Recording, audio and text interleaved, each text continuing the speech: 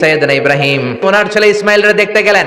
অনেক দিন পরে দেখতে গেলেন। ওই দিন বাড়িতে সাইয়েদনা ইসমাইল বাড়িতে নাই, বনে গিয়েছে শিকার করার জন্য। বাড়িতে সাইয়েদনা ইসমাইলের বিবি সাইয়েদনা ইব্রাহিম ঘরের দরজার বাইরে থেকে সালাম দিয়ে বললেন, আসসালামু আলাইকুম। ভেতর থেকে কর্কশ গলায় একটা মেয়ে সালামের উত্তর দিয়ে বলল, ওয়া আলাইকাস সালাম। গলার মধ্যে কোনো মায়া নাই, মহব্বত নাই। জিজ্ঞেস করলো সাইয়েদনা ইব্রাহিম, মা কেমন আছো?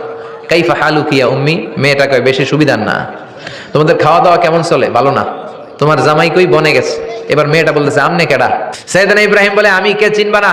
ইদা জাআ যাওজুকা মিনাল গাবা, স্বামী যখন বন থেকে ফিরবে, ফাকরাই আলাইহিস সালাম, তোমার স্বামীর একটা সালাম দিবা। ওয়া মুরিহি আন ইয়াগাইরা আতাবাতা বাবিহি, আর বলবা ঘরের দরজার চৌকাঠটা যেন তোমার স্বামী পাল্টে দেয়। এই কথা বলে বুখারীর বর্ণনা। কিসের হাদিস? বুখারীর হাদিস। ইব্রাহিম চলে গেলেন। ইসমাইল আসার পরে বিবি বলতে আরম্ভ করছে, দুপুরবেলা একটা বুড়া আইছিল। বুড়া কে আইছিল? সাইয়েদনা ইসমাইল বলে, কোন বুড়া আসছে? কি বলছে?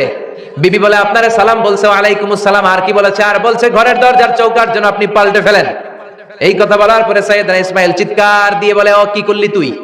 নিজের কপাল পুড়লি, নিজের কপালে নিজে কুড়াল মারলি। ও মিয়া, চোর বোঝে চোরের সিগন্যাল, পুলিশ বোঝে পুলিশের সিগন্যাল, নবী বোঝে নবীর সিগন্যাল। ঠিক কিনা? সাইয়েদনা ইব্রাহিম যা বলছে ইসমাইল আলাইহিস সালাম ধরে ফেলছে। ডেকে বললে, এটা বুড়া না, এটা তোর শ্বশুর।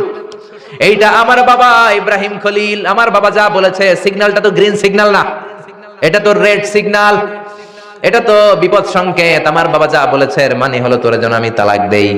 Gate out, get out, I divorce you. তোরে তালাক দিয়ে দিলাম। বাবার খুশির জন্য তালাক দিয়ে দিস।